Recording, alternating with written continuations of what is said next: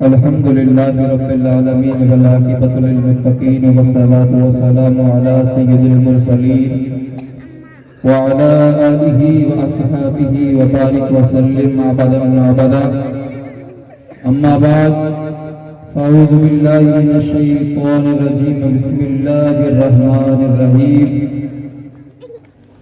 ألا إن أولياء الله لا خوف عليهم ولا هم يحزنون آمنت بالله صدق الله مولانا العظيم وبلغنا رسوله النبي الأمين المكين الكريم الرؤوف الرحيم ونحن على ذلك لمن الشاهدين والشاكرين والذاكرين والحمد لله رب العالمين. بدائے توحید کے متوالا شمع رسالت کے پروانہ غوث و خواجہ کے دیوانوں میری ملت کے نوجوانوں، آئیے سب سے پہلے ہمارا تمامی حضرات مل کر آقا انعامدار مدینے کے تاجدار دونوں عالم کے مالک مختار کی بارگاہ بے کسبانہ ہمیں اپنی غلامی کا ثبوت دیتے ہوئے درود پاک پڑھیں. اللہم صلی علی سیدنا شفیعنا نبینا مولانا محمد اللہ محمد صلی اللہ علیہ وسلم صلاۃ و سلام علیک یا رسول اللہ صلاۃ و سلام علیک یا حبیب اللہ صلی اللہ تعالی علیہ وسلم. واہ کیا مرتبہ ہے غوث و بالہ تیرا، واہ کیا مرتبہ ہے غوث و بالہ تیرا، اونچے اونچوں کے سروں سے اعلیٰ قدم تیرا، اور تیری سرکار میں لاتا ہے رجا عشق و شفیع، تیری سرکار میں لاتا ہے رجا عشق و شفیع، جو میرا غوث ہے اور لاڈلا بیٹا تیرا. برادران ملت اسلامیہ، ابھی میں نے خطبہ مسنہ کے بعد ایک مشہور و معروف آیت آپ حضرات کے سامنے تلاوت کی ہے. اللہ قرآن مجید میں ارشاد فرماتا ہے الا ان اولیاء اللہ لا خوف علیہم ولا هم يحزنون. خبردار، جو اللہ کے ولی ہوتے ہیں، جو اللہ کے دوست ہوتے ہیں، انہیں نہ دنیا میں کسی چیز کا خوف ہے، نہ وہ آخرت کے اندر نہ وہ آخرت کے اندر رنجیدہ ہو سکتے ہیں. برادران ملت اسلامیہ، اللہ تبارک و تعالی نے انبیاء علیہ السلام کے بعد اس زمین پر ایک ایسی سماعت اللہ تبارک و تعالی نے بھیجی ہے جو قرآن مجید میں ارشاد فرماتا ہے جنہیں نہ تو دنیا میں کسی چیز کا خوف ہے، نہ وہ آخرت کے اندر رنجیدہ ہو سکتے ہیں. برادران ملت اسلامیہ، میں آپ حضرات کے سامنے سیدنا شیخ عبد القادر جیلانی بغداد کے شہنشاہ کے والد گرامی کی میں آپ کو ان کی زندگی بتانے چلا ہوں. تو آپ حضرات سے دعا ہے کہ اللہ تبارک و تعالی، اللہ سے دعا ہے کہ مجھے حق پر بولنے اور آپ کو حق سننے کی توفیق عطا فرمائے. ابھی تک تو بڑے بڑے علماء اکرام آنے والے ہیں، تقریر تو ان کی سنیں گے.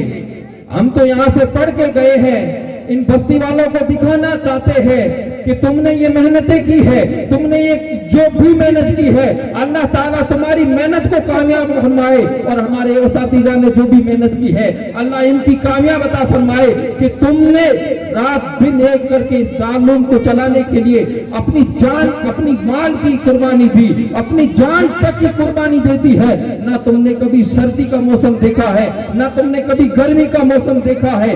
جس وقت تم کو اس دارالعلوم نے بلایا ہے تو تم سب حاضر ہوئے ہیں، جس کی وجہ سے آج تم دیکھ رہے ہو کہ اسی مدرسے کے پڑھنے والے بچے اسٹیج پر آج موجود ہیں.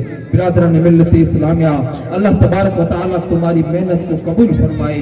برادران ملت اسلامیہ، سیدنا شیخ عبد القادر جیلانی رضی اللہ تعالی عنہ کے والد گرامی مجھ جنگی دوست، ایک مرتبہ آپ روزے کی حالت میں سفر کر رہے تھے. جیسے ہی دریا کے کنارے پر پہنچے تو آپ کو بھوک لگی ہوئی تھی، تو آپ نے نہر کے اندر ایک سیب آتا اسے اٹھا لیا. اٹھانے کے بعد افطاری کر لی. کھانے کے بعد دل کے اندر خیال آیا کہ کس کا سیب تھا، میں نے کس کا حق دبایا ہے، کہیں یہ میرے اندر حرام کا خون بنے گا اور میں اس سے اللہ تبارک و تعالیٰ کی عبادت نہ کر پاؤں گا، اس لیے کہ میں جلدی سے جلدی اس کی معافی مانگوں. برادران ملت اسلامیہ، ایک سیب کھایا ہے اور دل کے اندر یہ خیال آیا ہے کہ اس سے حرام خون بنے گا اور میں اللہ کی عبادت کرنے یعنی عبادت نہیں کر سکتا، نہیں کر سکوں گا۔ اسی نہر کے کنارے جس طرف سے وہ سیب آیا تھا، آپ اسی کنارے سے روانہ ہوئے، سامنے اس باغ پر پہنچے ہیں جس باغ کے ٹہنیاں اس دیر کے اندر لٹکی ہوئی تھی۔ آپ اس باغ میں پہنچتے ہیں، دروازہ کھٹکھٹاتے ہیں، یعنی دروازہ کھولنے کے بعد سامنے بھی اللہ کا ولی تھا، سامنے بھی اللہ کا دوست تھا۔ جیسے ہی موسیٰ جنگی دوست دروازہ پر پہنچے ہیں، کہتے ہیں کہ میں نے آپ کا ایک سیب کھا لیا ہے، مجھے معاف کر دو۔ برادران ملت اسلامیہ، ذرا سوچنے کی بات ہے، ہمارا آج کچھ اور ہی حال ہے، ہزاروں چلے جاتے ہیں پھر ہمیں ڈکار تک نہیں آتی ہے، لیکن ایک سیب کھایا ہے جو معافی مانگنے کے لیے پہنچے ہیں۔ اسی لیے اللہ تبارک و تعالی ارشاد فرماتا ہے، الا ان اولیاء اللہ لا خوف علیہم ولا هم يحزنون، جو میرے دوست ہوتے ہیں نہ انہیں دنیا میں خوف ہے نہ وہ آخرت کے اندر رنجیدہ ہوں گے۔ موسیٰ جنگی دوست وہاں پہنچتے ہیں، جیسے ہی کہا کہ میں نے آپ کا ایک سیب کھا لیا ہے، مجھے معاف کر دو، تو کہا کہ اگر کوئی دوسرا ہوتا تو معافی مانگنے کے لیے نہ آتا۔ پھر تو پہنچی ہوئی ہستی اس بزرگ نے کہا کہ میری 3 شرطیں۔ کہا کون سی شرطیں ہیں؟ کہا کہ 3 سال تک میری بکریاں چرانی ہے۔ برادران ملت اسلامیہ، ایک سیب کے بدلے میں 3 سال بکریاں چرانا آسان کام نہیں ہے، ہم میں سے کوئی کر نہیں سکتا ہے۔ کھا لیا ہے، اب جو ہوگا کر لینا، معاف کرے تو کر ورنہ مت کرنا، جو ہوگا وہ دیکھا جائے گا۔ لیکن دل کے اندر خیال آتا، اگر موسیٰ آج تجھے معافی نہ ملی اور اللہ نے تجھے پوچھ لیا اس سیب کے بارے میں تو خدا کو کیا دکھائے گا؟ برادران ملت اسلامیہ، کا مجھے منظور ہے۔ آپ نے وہ سیب یعنی سیب کے بدلے میں 3 سال بکریاں چرائی ہے۔ 3 سال بکریاں چرانے کے بعد جب وقت پورا ہوا ہے تو کہا کہ حضور اب دوسری شرط کون سی ہے؟ تو کہا کہ 6 یا 3 سال تک یعنی آپ نے ان کے باغ کو پانی پلایا۔ جب وہ بھی یعنی وقت پورا ہو گیا، پھر موسیٰ نے کہا کہ اب تیسری شرط کون سی ہے؟ اس وقت اس بزرگ نے کہا ہے کہ اے موسیٰ، میری ایک لڑکی ہے، اس سے نکاح کرنا ہوگا۔ آپ بڑے خوش ہوئے ہیں، ہم میں سے کون نہیں چاہتا ہے جو نکاح نہیں کرنا چاہتا ہے؟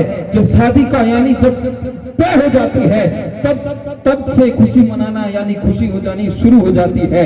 تو موسیٰ جنگی دوست خوش ہوئے ہیں کہ اب شادی کی باری آئی ہے۔ برادران ملت اسلامیہ، اب جیسے ہی موسیٰ جنگی دوست خوش ہوئے ہیں تو اس بزرگ نے کہا خوش ہونے کی بات نہیں ہے، ذرا اس لڑکی کے اوصاف تو سن لے۔ اب موسیٰ جنگی دوست اوصاف سنتے ہیں اور سامنے اللہ کا ولی اوصاف سنا رہا ہے کہ آنکھ سے اندھی ہے، کانوں سے بہری ہے، ہاتھوں سے لولی ہے، پاؤں سے لنگڑی ہے، ایسی لڑکی سے نکاح کرنا ہوگا۔ برادران ملت اسلامیہ، ذرا بتاؤ کہ جب ایسی اوصاف ہمارے سامنے بیان کرے تو کون شادی کرنا چاہتا ہے؟ لیکن دل کے اندر خیال آیا اگر آج معافی نہ مانگی تو اللہ کے سامنے کیا منہ دکھائے گا؟ موسیٰ جنگی دوست یعنی منظور کر لیتے ہیں کہ مجھے منظور ہے۔ جب نکاح ہو جاتی ہے، شام کے وقت کمرے میں پہنچتے ہیں، کیا دیکھتے ہیں کہ چاند زمین پر اتر آیا ہے، حسین و خوبصورت لڑکی کمرے کے اندر موجود ہے۔ آپ دروازہ کھولتے ہیں، جیسے ہی باہر بھاگتے ہیں، آنے کے بعد سامنے وہ بزرگ کھڑا ہے۔ کہا تم میرے ساتھ مذاق کر رہے ہو، تم نے کیسی لڑکی سے میری نکاح کی ہے؟ لیکن میں کمرے کے اندر گیا ہوں، ہر چیز سے پاک ہے، یعنی ہر اوصاف اس کے موجود ہے۔ آپ نے کہا تھا آنکھوں سے اندھی ہے، لیکن وہ سب کچھ دیکھتی ہے۔ آپ نے کہا کانوں سے بہری ہے، لیکن وہ سب کچھ سنتی ہے۔ آپ نے کہا ہاتھوں سے لنگڑی ہے، پاؤں سے لولی ہے۔ برادران ملت اسلامیہ، اللہ کا ولی سامنے کیا کہتا ہے؟ اے موسیٰ، میں نے آنکھوں سے اندھی اس لیے کہا ہے کہ کبھی اس نے اپنی آنکھ سے غیر محرم کو نہیں کیا۔ برادران ملت اسلامیہ، ہاتھوں سے لولی اس لیے کہا ہے کہ کبھی ہاتھوں کو حرام چیز کی طرف نہیں چلایا۔ پاؤں سے لنگڑی اس لیے کہا ہے کبھی حرام کام کی طرف نہیں چلی ہے، اور کانوں سے بہری اس لیے کہا ہے کہ کبھی کوئی غیر محرم کی آواز تک نہیں سنی ہے۔ برادران ملت اسلامیہ، جب ایسے دو سمندر آپس میں ملتے ہیں، حسنی حسینی سمندر آپس میں ملتے ہیں، جب باپ ایسا نیک ہوتا ہے، ماں ایسی نیک ہوتی ہے، جب دو آپس میں ایسے ملتے ہیں، اس جگہ سے وہ ذات پیدا ہوتی ہے جن کو آج دنیا کہتی ہے پیران پیر دستر پیر سید شیخ عبد القادر جیلانی رضی اللہ تعالی ताला अन्हु, जो किसी गांव की कब्रिस्तान से निकल जाए, ठोकर मारे, मुर्दा खड़ा हो जाए, कसम खुदा की वो मुर्दा कब्र फटती है और वो ठोकर से खड़ा हो जाता है। अल्लाह करम ऐसा करे तुझ पे जहां में ए तहरीक की सिद्दीकी तेरी धूम मची हो। अस्तगफिरुल्लाह रब्बी मिन कुल्लि ज़ंबि व अतूबु इलैहि व मा अलैना इल्लल बलाग। अस्सलामु अलैकुम।